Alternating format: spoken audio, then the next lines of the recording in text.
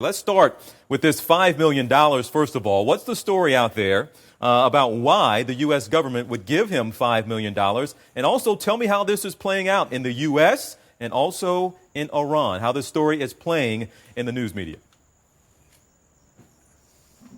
Yeah, TJ, just when you thought you'd heard all the strange twists and turns about this story, there comes another one about this $5 million. A U.S. official a few hours ago confirming to CNN that Amiri received $5 million to provide valuable and original information about Iran's nuclear program to the U.S. This official calling this $5 million a long-term benefits package for Amiri. Of course, Amiri denies this. There's been so many contradictions to this story, so many things that don't add up, that you have to think that someone, maybe everyone involved in this story, is not being completely truthful. Let's tell you what happened today. This morning in Tehran, Amiri came back home, received a hero's welcome at Tehran airport, greeted by his wife, his 7-year-old son, Iranian officials who covered him with flowers.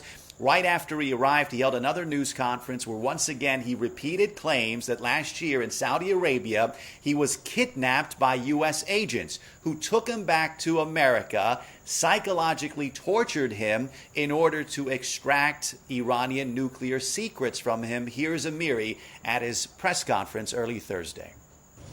I was abducted in Medina in front of U.S. and Saudi intelligence agents.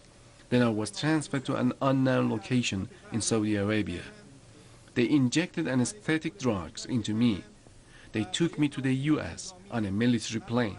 During my stay in the first 2 months, I was subjected to heaviest psychological and mental tortures by CIA interrogators.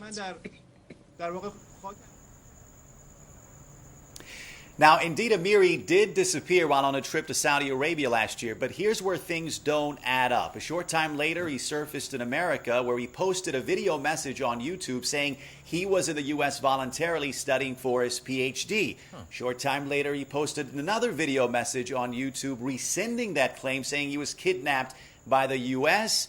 and the CIA. And fast forward to this week on Monday in Washington, D.C., TJ, he hops in a taxi, drives over to the Iranian interest section at the Pakistani embassy and tells them to get me back to Iran. And today, TJ, he got his wish and he came back to Iran. Okay, one more thing here quickly, though. What kind of trouble could he be in if Iran found out that this guy was over here in the U.S. helping the U.S.?